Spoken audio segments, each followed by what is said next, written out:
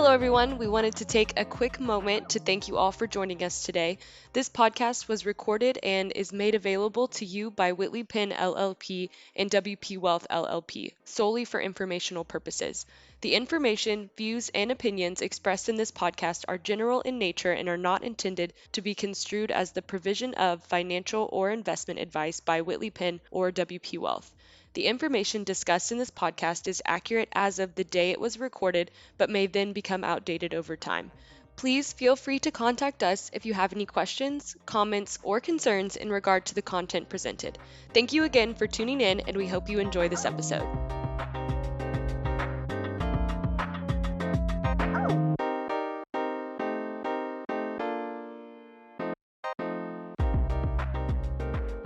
Hey guys, welcome to our next edition of WP Talks.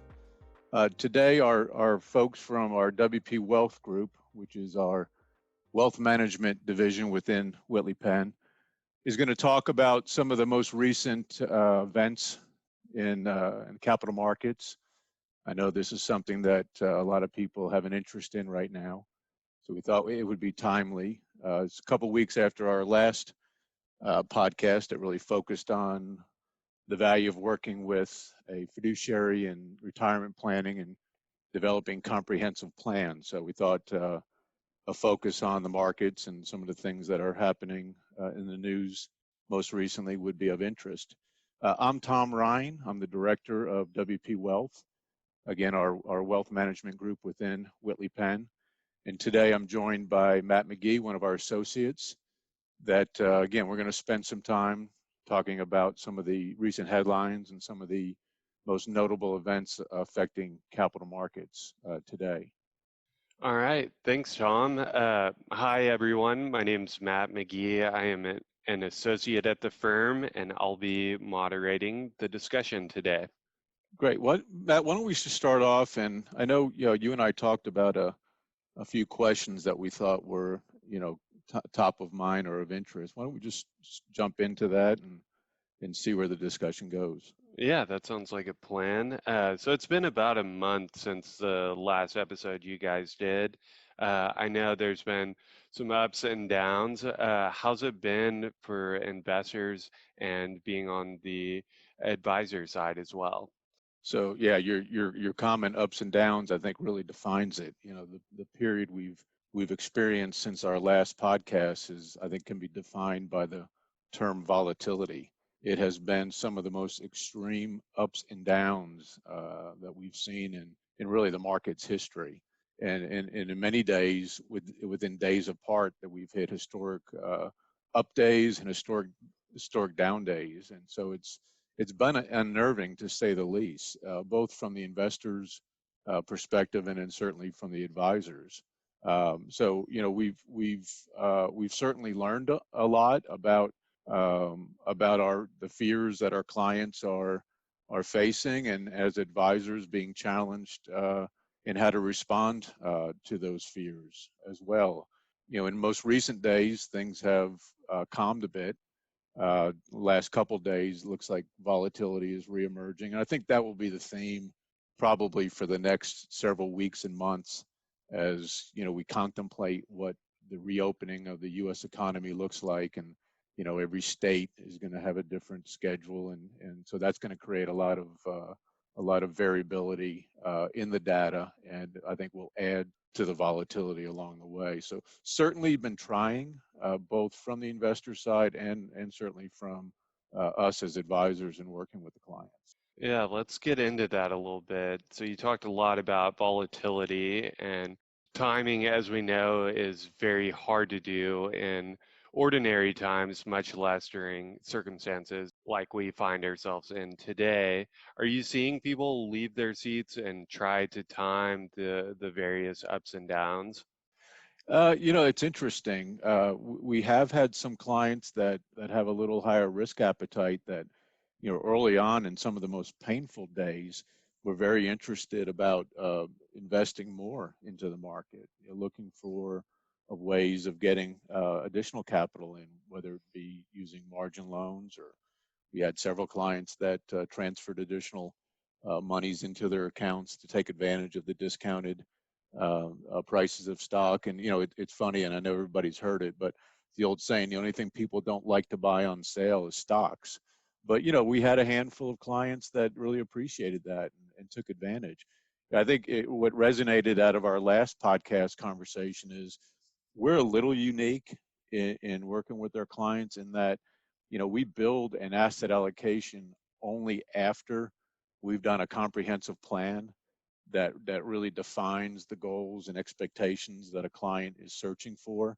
And what that tends to lead us to is an asset allocation that certainly is appropriate for the lifestyle and the time frame of an individual relative to retirement. We spend a lot of time talking about how even in extreme times such as we're facing now, that with a properly crafted asset allocation, the question shouldn't be, how much do I have in stocks or bonds or whatever my asset allocation is. It should more focus on, how am I going to get liquidity or distributions out of my accounts to provide the lifestyle that we've set for ourselves in retirement. And so, largely the asset allocation is built with the view of creating a long runway of stable assets to fund the needs, which prevents us from having to be reactionary to events in the market. So, certainly I'm not going to say we didn't get calls from folks that were anxious and felt like we needed to do something. But I think once we had an opportunity to kind of talk about the plan, what the philosophy was, how they were particularly invested, and how, some of the headline news that we were seeing as far as negative returns in abroad indices wasn't really representative of their particular portfolio, either because of diversification or risk management with use of non-correlated assets. And so once we had an opportunity to talk through that with, those particular clients, they realized that, yeah, that's right, we do have a plan. This makes sense. Markets go up, markets go down, and we're just going to sit tight. So not a lot of folks looking to get out of their seats, if you will, but maybe more so folks looking to take advantage to the extent they had some gunpowder dry that could re-enter or add positions to equities at a much discounted. Yeah, we're coming up on 6, 7 weeks of kind of the shelter in place, and I feel like a lot of people have gotten used to it to a degree. We might not like it, but people adjust very quickly. I imagine a lot of people are very curious what your take would be on what the next couple weeks and months, call it the summer, look like for an investor. Granted, all of this is very new to everyone, but we have started to adjust to it. So I'd be interested on your perspective on what you think the next, call it the summer, might look like. Yeah, no, that's a great question. I think, as I alluded to earlier, I think it's going to be, it's going to be a long runway. As I kind of walked into the office to get ready for this podcast, I saw our Governor Abbott holding his daily news conference, and my takeaway, and you hear a lot about it on the evening news, that a lot of states and governors are starting to push and react differently as far as timetable regarding opening up their states back to whatever normal looks like. And it looks like the path to new normal is going to be a prolonged, gradual opening, depending on the results and the further testing and virus diagnostics. So I think it's going to look different for a lot of different states, and I think because of that, because we are, such a diversified economy and we're not state specific relative to economic activity, it's going to have starts and stops relative to the stock market, relative to the bond market. We're seeing it in oil right now, that the demand destruction over the shutdown has created complete havoc on prices for the commodity. And, depending on how quickly or slowly we ramp up, that will continue, certainly in energy, but probably in other aspects of our economy. You think about some of the professional sporting areas. I mean, how long is it going to be before stadiums pack 50 and 60 and 70,000 fans shoulder to shoulder, and NASCAR events and PGA tournaments. All that has revenue and implications to the economy. And so I think it's going to be start and stops. I think the market will have volatility associated with it. And really, until we get clarity about the virus and a vaccine and whether warmer weather has implications on it, I think there's still more questions right now than there are answers. Yeah, I mean, you hit on a lot of different things there. I mean, I was listening to Chris Fowler on a podcast, and he works at ESPN, and his take was that he would not be surprised if college football got played next spring to avoid playing over those cold months and the, I guess, call it fear of starting a big outbreak. And that was the first time I'd heard that, but it seemed to make sense. I wanted to You were talking a lot about the economy. I wanted to get into that a little bit more. So, the economy is definitely in a very tough spot. I mean, there's been 22 million unemployed in the past month that are reported. Uh, but markets last week were largely going up. I mean, this week there's been some correction to that. But how do you kind of think about that and explain how there can be all of this bad news and yet stocks continue to go up? It's really it's amazing. You mentioned the 22 million. We're probably going to get another really bad report this week on Thursday, probably another several million. I think that number could be 25 to 30 million by the time we're done. I know some of the state unemployment offices are still being just inundated with calls on new claims, and but yet, as you mentioned, the retracement from the lows of the major indices anyway were significant. I think the Nasdaq was maybe down 8 or 9% from an all-time high at the end of last week. So there seems to be a real disconnect. But I think that goes to kind of that theme about, you know, being able to time the market. I have never been one to advocate the ability to know when to get out and to get back in. So obviously you've got to be right twice. Most people that play that game may be right once, but they typically miss the other side of that equation. Um, I think largely a couple of things have happened, and I think these are important. One is that the Federal Reserve and the Treasury were very, very proactive at the beginning of this crisis. Unlike the financial crisis of 08, 09, where Treasury and the Fed were reactionary to the events, and there was a lot of damage done before they kind of determined their tools and how they were going to interact with the economy. This time, both financial houses, if you will, the Federal Reserve and the U.S. Treasury were very proactive. So they jumped out in front of it in a huge way. The numbers are staggering. Yeah, they You are. can hardly comprehend the trillions that are mentioned on a daily basis. And I think, from an investor standpoint, I think that added some sense of relief, at least emotionally, mentally, in that the markets kind of perceived a put in a downside protection, and once that was really factored in, the markets really rallied from there. And what markets do, and they do this, most times, is they want to look forward. So largely 2000, the economic results of the year 2000 are largely being forgotten about, and valuations are trying to be established based on what if 2021.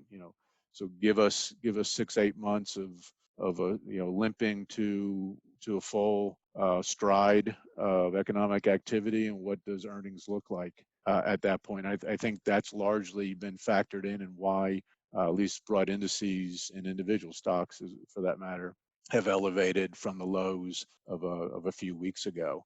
I think, in reality, decisions that are being made today on that are pure speculation.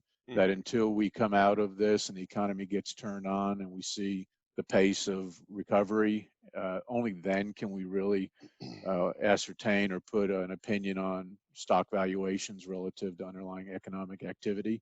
But in the interim, I think largely that's being done. The feeling that the Fed and Treasury have put a put to downside, and then looking through to 2021 as far as what earnings and corporate activity might look like, which has created the kind of the disconnect between what we feel and then what we see relative to stock prices. Yeah, that very good answer there. I mean, at a higher level, like, I mean, you obviously read and watch a bunch of the news going on. I mean, there's breaking news every hour, every minute, it seems like nowadays. But a lot of that can be very depressing, very doom and gloom. As an investor yourself, like, how do you balance staying in the know with everything that's going on with kind of your sanity and staying optimistic about the future? Yeah, that's it. Some days are more challenging than others, obviously, but Mm-hmm. at a top level, having the experience of working with clients in the capital markets for a fair amount of time now. I've seen several major market events and the impact to securities prices through the years.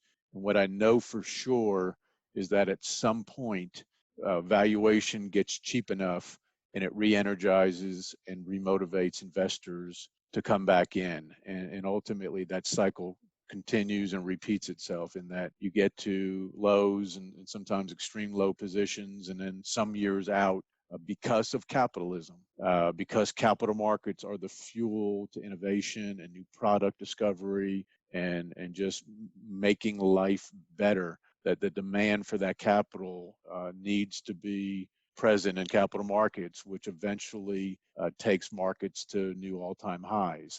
And I know a lot of people now are questioning and debating whether capitalism has been impaired to some degree because of Mm-hmm. the interaction that Treasury and the Federal Reserve has in our credit markets and some of our equity positions with some of the bailouts that have been provided to certain companies. But ultimately, the fuel and the feeding source for innovation comes from capital markets, and that mechanism creates the opportunity to go to all-time highs. And one thing that I think is important as you're going through an extreme period, capital doesn't vanish. It moves from place to place. Sometimes it moves to places that are seemingly safer, like in times we're in now when money leaves risk assets and tries to find safety in cash and fixed income, or sometimes it moves to areas that are deemed to be riskier when times are more robust and things seem economically viable. They over concentrate maybe in risk assets, but it doesn't vanish. And so, where money is moving right now, it's moving some place that gives investors the opportunity to take a breath and look at the landscape and determine kind of what the future looks like. But eventually, capital is always trying to chase the highest expected rate of return. And so when the dust settles a bit, when policy decisions are firmed up, when the light switch gets turned on relative to opening the economy again, capital will make an opinion about where the highest and best use for return will be in the future, and it will make its way there. And it's kind of a self-fulfilling prophecy. Once you have some good results, it begets more capital, which creates better results, and it's just kind of a magnet and a flow until ultimately valuations get stretched again, and it repeats itself. So kind of to look back and think, in times of gloom when things seem pretty difficult, you have to keep that in mind, and have the advantage of actually physically managing through it with clients on several occasions. But obviously the history books are written. You look at the growth of a dollar in equities from 100 years till now, and it's a nice smooth upward trending line. And you looked at any individual segment of time within there, it would look like an EKG machine with Mm-hmm. all kinds of disruptive volatility. But capital markets go higher over time because that's the nature of what feeds advancement and productivity gains within the society. Yeah. Speaking of volatility, it wouldn't be a Texas investing podcast without talking about oil and specifically what happened yesterday with prices going negative. What are your thoughts on that whole situation and how quickly you think it might recover to something better than negative 38 bucks? I'll tell you, it was interesting. I had a number of calls from folks that asked the question, do you mean that somebody would actually pay me to take oil? And I said, yeah, that's exactly right. The problem is be ready to take possession of it. And so you may want to get an inflatable pool or a couple inflatable pools and put them in your backyard, because you're gonna get a whole bunch of crude being dumped on you. But that's the state of affairs right now, as you allude to. Demand destruction has been so extreme in such a short period of time without the corresponding reduction in output that literally there is just no place to store production. And so folks that had purchased contracts to receive oil were willing to pay, upwards of close to $40 a barrel not to receive that oil. Now that will resolve itself. There's nothing like a good lesson in financial loss to demonstrate how one may need to reduce production. Otherwise, this trend would continue month after month. So it will resolve itself. Producers will shut in wells. They'll self-limit their production, and it will reduce the supply. Likewise, as we begin opening up the economy, demand will increase, and there'll be an equilibrium at some point, and prices will stabilize, and then the mechanics of supply and demand will reemerge. But in the short term, very strange things can happen, and we're seeing it. Certainly, the May contract and even the June contract now is trading at single digits, where a week ago oil was in the mid to low 20s. There was an interesting discussion I just was listening to on the USO, the ETF that represents oil. People understand an investment can go to zero, but the question was, can an ETF price actually go negative? Because if its underlying holdings are negative, it could, in theory, go negative. And if so, who pays that? Do you go back to the investor for additional capital, or who actually is financially responsible? And these conversations would never even been imagined in the past. So very interesting, extreme times, and lots of lessons being learned.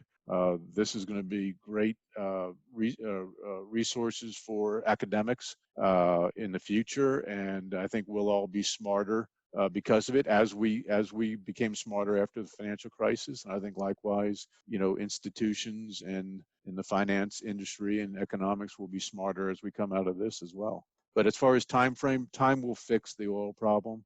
Demand and supply will meet an equilibrium, and fair price will be established. It may take a little coordinated effort with some of our foreign competitors that have similar motivations as we do, but ultimately I think this is a short-term phenomena. It's interesting, most of the larger integrated oil and gas companies haven't been as negatively affected in their stock price as the commodity has, because largely they're hedged out into the future, quite a ways. And so this short-term disruption really doesn't impact them. It will impact a lot of the smaller independent producers, which obviously are domiciled largely in Texas and Louisiana, New Mexico, and Oklahoma. So in our region, I think we'll certainly see damage through unemployment and through bankruptcies. But at the end of the day, the industry will become strong, and the stronger hands will prevail, and those that were over levered or ran weaker business operations are going to pay the price, and unfortunately that happens in a capitalist society. Absolutely. I had one more question for you. So interest rates are very low. I would be interested on how they're affecting better or worse investors, given all the uncertainty of our current situation. Yeah, that's another really interesting topic as we talked about oil and some of these other things. So interest rates, for every winner there's a loser. And that's true with stock trading. It's true with everybody that has a buyer and a seller. In interest rates, obviously borrowers are loving this. Refinancing, new loans, a lot of these government loans are at just unbelievably low interest rates. So if you're a borrower, it's phenomenal. Your cost of capital is at all-time lows. Its effect on earnings or your cash flow is minimal, so that's all great. On the flip side, for every borrower there's a lender, and those lenders, that's largely their source of revenue is the interest component. And, as I'm just thinking about our own client base that we represent, largely a lot of folks that have created wealth or in retirement, and as such have a more diversified, probably more conservative asset allocation, which, is made up of a fair amount of bonds. And so from an investor standpoint, we're looking at a good part of their portfolio now that is basically not contributing anything to returns. We basically have accelerated multiple years of interest payments up front in valuation gains, because obviously when interest rates go down, bond prices go up. They work in an inverse relationship. So if I had a bond that I bought at that was paying 3%, and now the current market, that bond is paying 50 basis points or a half of 1%, my bond is obviously worth a lot more in my hands than buying a new bond. So I've got a big bump in my valuation, and that's helpful today to offset some of my losses on stocks. But going forward, my yield is still essentially 0.5%. And so if I had a portfolio where 30 or 40% of my positions are in fixed income or interest sensitive investments, I can look for them to contributing very little towards return. And that hurts. If I have a return expectation where I need a certain amount of return, or have forecasted a certain return to beat inflation and provide for life expectancy, all the return now is going to have to come out of the equity side. So I don't want to increase risk to get more return. So it certainly is a dilemma. That's, as a group, we're spending quite a bit of time kind of focusing on what does that mean? Do we reduce our return expectations within our plans? And if we do, how does that affect the output? But very interesting dilemma as we see rates go down to these levels. And again, it's important to note, for everybody that low rates help, there's others on the other side of that low rates are hurting. Our banking sector requires a certain level of interest rate to cover overhead and have healthy operations, and I'm not sure that we're there today. Whether rates shift back in the short term or the intermediate term, certainly with the amount of capital that's being expended right now to try to preserve and shore up the economy, I don't think it's going to happen in the short term. So great question, and creates great opportunities and great challenges at the same time. Yeah, Tom, I appreciate you doing this. Yeah, thanks. You bet. I hope everybody enjoyed it, got some value out of it. Look for future segments on Whitley Penn Talks from the group at WP Wealth. And again, thanks for joining us.